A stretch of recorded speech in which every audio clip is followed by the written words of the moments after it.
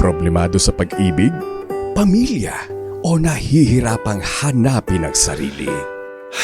Huwag mag-atubili dahil may nakikinig sa'yo.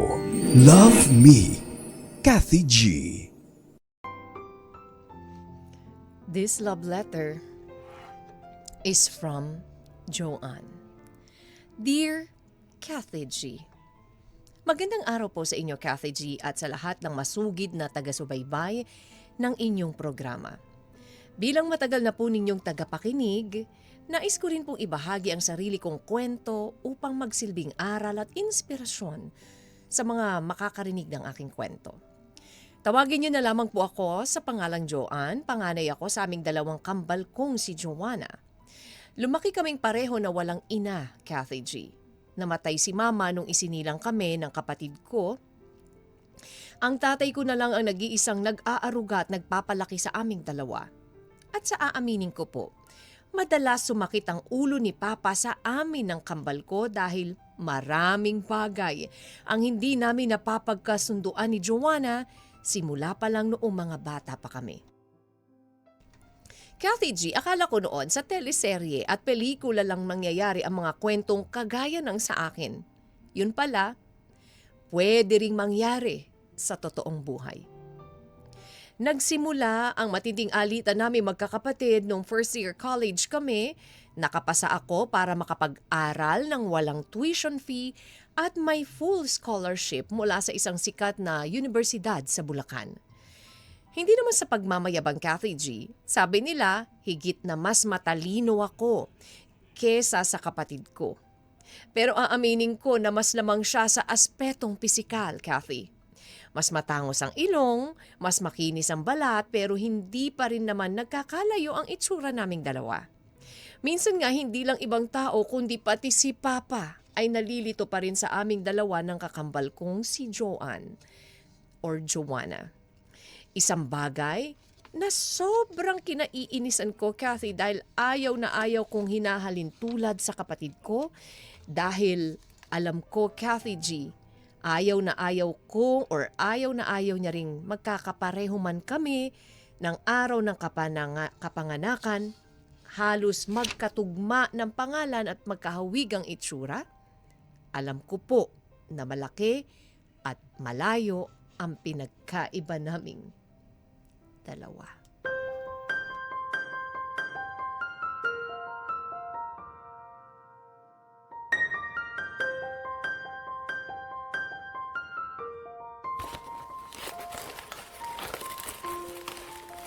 O Joanne, tignan mo tong sapatos pampasok mo sa kolehiyo na nabili ko kung sakto lang ba sa paa mo. Wow! Pumili ka pa talaga ng bago, Papa. Pwede ko naman pong gamitin yung luma kong sapatos. Wow naman! May bagong sapatos yung paboritong anak. Hala, nagtatampo ka yata. Huwag ka mag-alala. Pwede mo naman gamitin yung kung anong gusto mo eh. Sira ulo ka ba? Saan ko gagamitin yung sapatos na yan? Ipokpok ko kaya sa ulo mo yan? Oo, tama na yan. Baka kung saan na naman mauwi ang asaran na yan eh.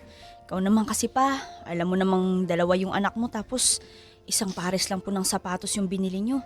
Ano to? Sa akin yung kanan, kay Joanna yung kaliwa. Mag-isip ka nga. Bakit naman ako bibilhan? Hindi naman ako nakapasa ng scholarship sa university. Dahil hindi naman ako kasing galing mo, diba? Bakit parang kasalanan kung hindi ka nakapasa? Kung nag-review ka sana, hindi nakapasa ka rin, di ba? Hindi ba kayo titigil dalawa ha? Bakit hindi mo pagsabihan yung matalino mong anak?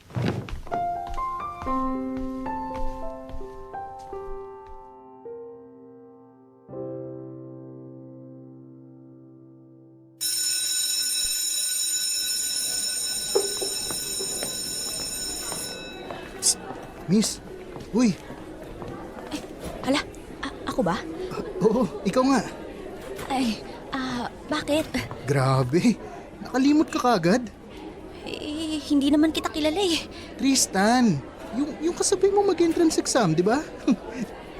Wrong person ka yata, kuya. Ano ba pinagsasabi mo? Joanna? Joanna? Oo, Joanna, di ba? Nakalimutan mo na ako kaagad. Tristan, remember? Yung pinahiram mo ng ballpen? Sorry, wrong person ka nga. Ha? Don't tell me hindi ikaw si Joanna. Hindi nga. Ako kasi si Joanne. I think yung Joanna na tinutukoy mo, yun yung kakambal ko. Ay, sorry miss. Hindi ko kasi alam na may kakambal pala siya. Akala ko ikaw si Joanna, sobrang magkamukha kasi kayo. Kaya nga magkakambal, di ba? Nasaan si Joanna ngayon? Alam mo ba kung anong schedule niya? Hindi eh. Hindi naman kasi siya nakapasa rito sa university. Jo, tara na. Kanina pa kita hinahanap. Nandiyan ka lang pala. Kasi... Mukhang may sundo ka na pala. Pakikumusta mo na lang ako sa kakambal mo Sige, walang problema. Uy, best friend. Sino ba yun? In fairness, cute siya ah. Tristan daw eh. Hindi ko naman siya kilala, BFF. Si Joanna yung nakakakilala sa kanya. Ibang taste rin pala talaga yung si Joanna, no? May taste sa lalaki. Kilala mo naman yun eh. Ganun talaga yun pagdating sa mga lalaki, pero sa pag-aaral wala. Tapos magagalit sa'yo pag naikukumpara kayo sa isa't isa. Ay naku, hayaan mo na nga siya. O, sasabihin mo ba sa kanya na nakita mo yung cute na guy sa school? Yung Tristan na yun? Depende sa mood namin. Pero siguro pagka-uwi ko na lang.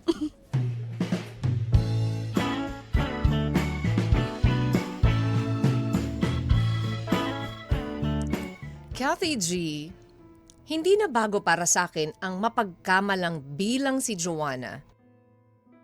Dahil bata pa lang kami ay madalas nang mangyari yun. Matapos ang first week namin sa college, patuloy pa rin ang bangayan at alitan namin ni Joanna dahil sa nakapasa ako sa isang sikat na university dito sa Bulacan at siya naman ay hindi. Naiinggit pa rin siya sa akin, Kathy G. Kung sa totoo lang ay hindi niya naman talaga kailangang mainggit sa akin. Kung mag-e-effort din siya para makuha ang mga bagay na gusto niya. Nabanggit ko rin kay Joanna ang tungkol kay Tristan na kinukumusta siya nito. As usual, naggalit siya nung nalaman niyang sinabi ko kay Tristan na hindi siya nakapasa sa university.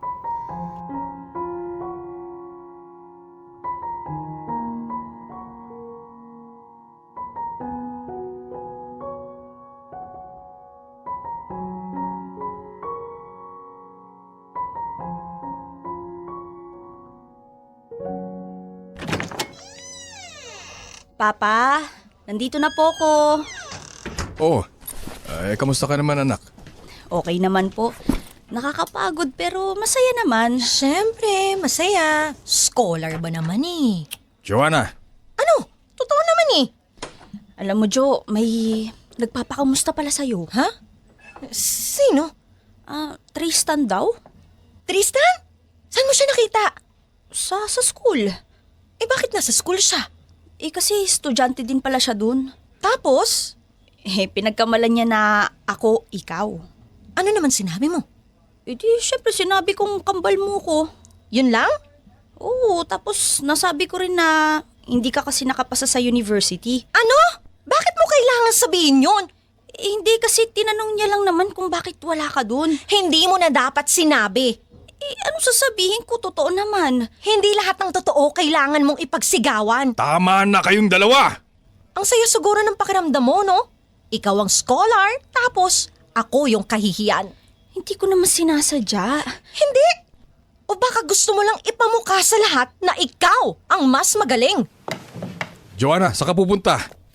Wala na akong gana. Ay, nako. Kailan kaya kayo magkakasundo magkapatid?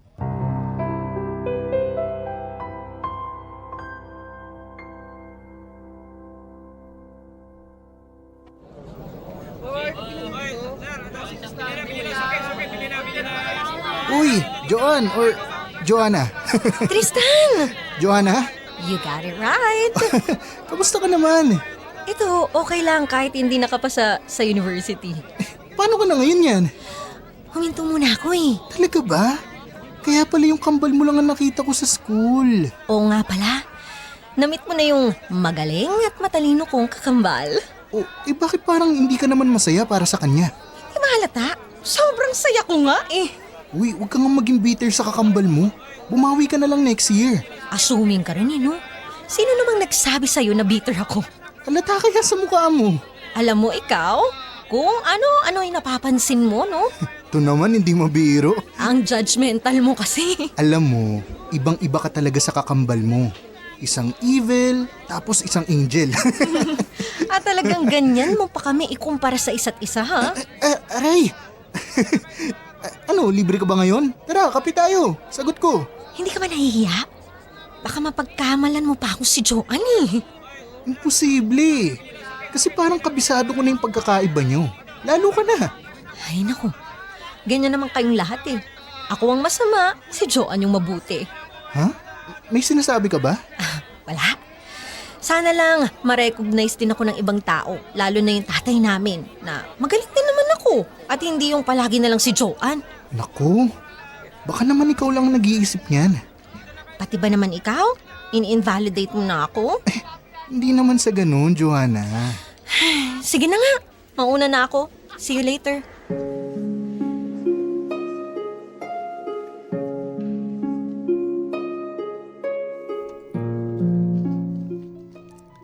Kathy G, matapos magkita ulit sina Tristan at Joanna sa palengke, nasundan ito ng madalas nilang pagkikita.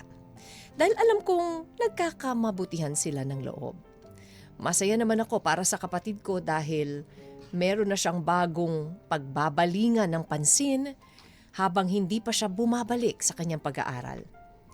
Simula rin noon, hindi na naging maiinitin ang ulo ni Joanna, Kathy G. Pansin ko rin na maganda ang impact ni Tristan sa kakambal ko. At yon ay ikinatutuwa ko. Dahil wala naman akong ibang hangad kundi ay kabubuti naming dalawang magkapatid. Masarap sa pakiramdam, Kathy G, na nawalan ng bangayan at alitan sa pagitan namin ni Joanna sa loob ng bahay. Hiniling ko nga na sana ay magtuloy-tuloy na ang pagiging close naming dalawang magkapatid. Pero Kathy G, dumating ang araw na bigla-bigla na namang nagagalit sa akin si Joanna nang hindi ko malaman kung ano ang dahilan. Akala ko normal lang yon dahil gano'n naman kami dati bago pa dumating si Tristan sa buhay niya.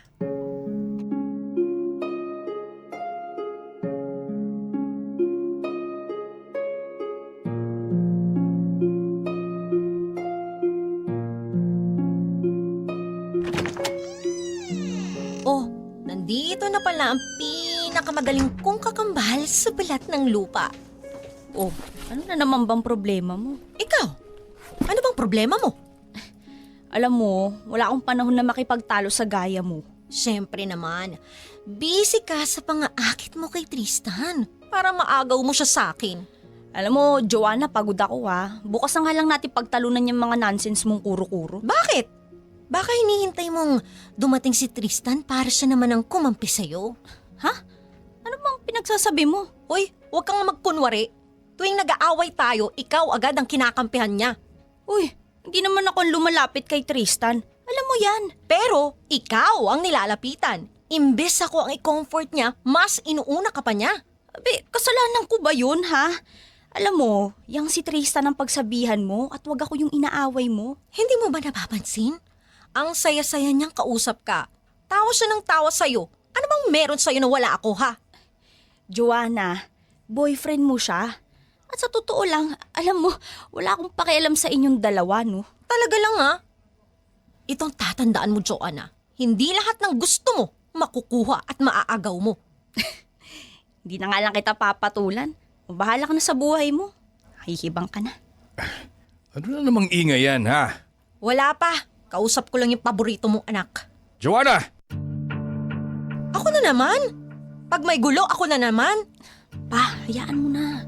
Oo nga, hayaan mo na. Sanay naman siyang laging kinakampihan eh.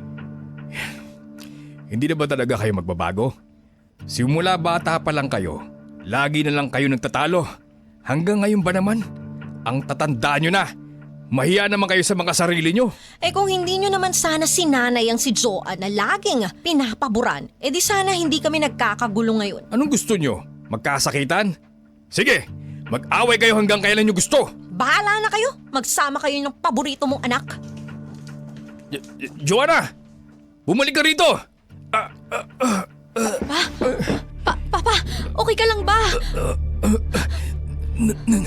Naninikip ng dibdib ko. Joanna! Joanna, si Papa! Joanna, si Papa! Dali natin sa ospital!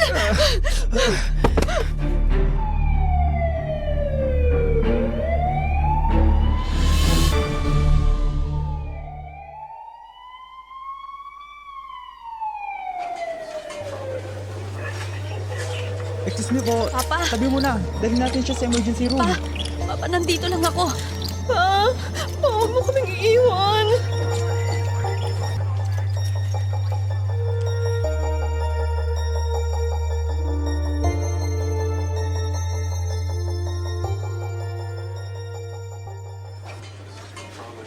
Kayo ba yung mga anak? Opo, Dok. Ay dati na ba siyang sakit sa puso? Hindi po talaga namin alam eh. Mukhang matagal niya nang tinitis yung kondisyon niya. Gagawin namin ang lahat ng makakaya namin. Ang gawin niyo lang ay hintayin niyo muna kami ha. Kasalanan ko to eh. Kung hindi sana kami nag-away. Hindi ang kasalanan ko. Ako nagsimula eh. Ako yung sumagot kay Papa. Joanna, Ang dami kong masasakit na salitang sinabi sa kanya. Masyado ako naging bastos kay Papa. Hindi man lang ako nakapag-sorry. huwag kang magsalita ng ganyan. Lalabas pa si Papa, magiging okay siya. Pwede bang pumasok kayong dalawa at gusto kayong makita ng tatay niyo? Papa, Anak, Papa, patawarin mo ko. huwag kayong mag-away. hindi na po. Promise pa. Sorry po, Papa. Sorry po talaga. Kayo na lang ang natitira sa isa't isa. Kapag nawala ako, huwag ninyong hayaan mawala rin ang pagiging magkapatid ninyo. Papa, wag po kayo magsalita ng ganyan. Magpapagaling pa po kayo, Papa. Joanne, alagaan mo ang kapatid mo. Opo, Papa. Joanna, hindi kita kailanman kinulang sa pagmamahal. Alam ko po. Pa, patawad po. Pareho kayong paborito. Mahal ko kayong dalawa. Pagkayang pagmamahal ko sa inyong dalawa. Yan, lagi mong tatandaan. Papa, Joanna. Papa, Papa,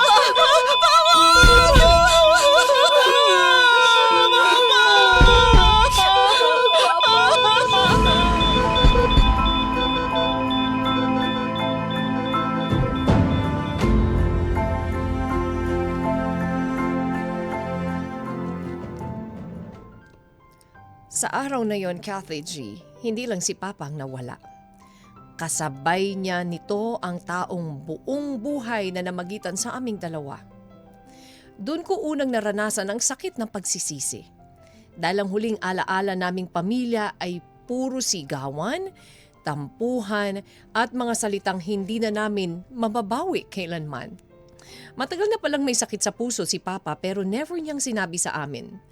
Nalaman lang namin ang kalagayan niya noong naghihingalo na siya, Kathy G.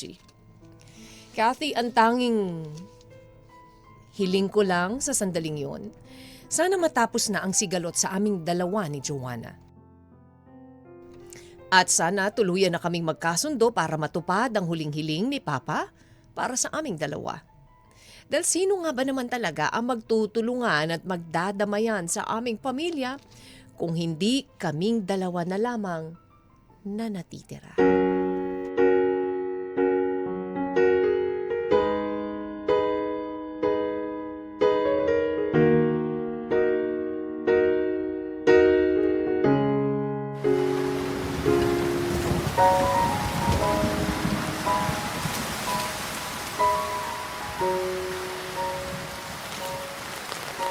Papa, isang buwan na po simula nung nawala kayo. Hanggang ngayon pa, hindi ko pa rin matanggap na wala ka na. Siguro kung nandito si Papa, papagalitan na naman niya tayo dahil umiiyak na naman tayo. Hindi naman siguro. Mas magagalit yun kung nag-aaway na naman tayong dalawa. Joanne, pwede mo ba akong patawarin? Bakit mo naman sinasabi yan? Kasi buong buhay kitang kinaiinggitan na hindi naman pala dapat ganun. Akala ko kasi mas mahal ka ni Papa. Akala ko ikaw lang yung nakikita ng lahat. Akala ko palagi mo lang akong shadow. Pero mali pala ako. Ako pala ang hindi marunong tumingin sa sarili kong kakayahan at sa mga taong nagmamahal at humahanga sa akin. Joanna, Ang dami kong nasabi sa'yo noon. Ang dami kong ipinakitang galit. Pero, yung totoo, hindi naman ikaw ang kinagagalit ko eh. Yung sarili ko. Kasi, pakiramdam ko, palagi akong kulang. bakit hindi mo sinabi sa akin? Kasi, nahihiya ako. At, takot akong isipin mong mahina ako. Kaya ng tingin ng iba. Joanna, hindi kita kailanman tinuring na kalaban. Kambal kita. Kung may napanalunan ako, gusto kitang isama. Kung may maaabot ako, gusto ko maranasan mo rin yun. Hindi kita gustong malamangan. Gusto lang kitang makasama sa anumang tagumpay na tinatamasa at tatamasahin ko pa. Pero ako, paulit-ulit kitang sinaktan. Alam mo, hindi pa naman huli yung lahat eh. Habang buhay pa tayo, may panahon pa para bumawi. Alam mo, nasaktan din naman kita eh. Sana mapatawad mo rin ako. Pwede bang magsimula ulit tayo?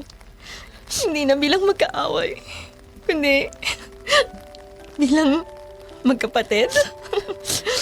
Hindi lang magkapatid, kundi bilang magkaibigan.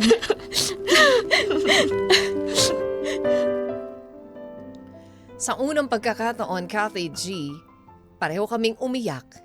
Hindi dahil sa galit, kundi dahil sa wakas ay naunawaan na namin ang isa't isa. Doon namin natupad ang huling habilin ni Papa, ang piliin ng isa't isa sa halip na magpataasan ng pride. Unti-unti naming binuo muli ang relasyon naming matagal na naming sinira. Tinulungan ko makabalik sa pag-aaral si Joanna at siya naman ang naging sandigan ko sa bawat pagsubok.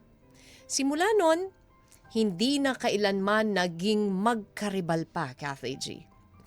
Muli, maraming salamat po, Miss Kathy, sa pagbasa ng aking kwento.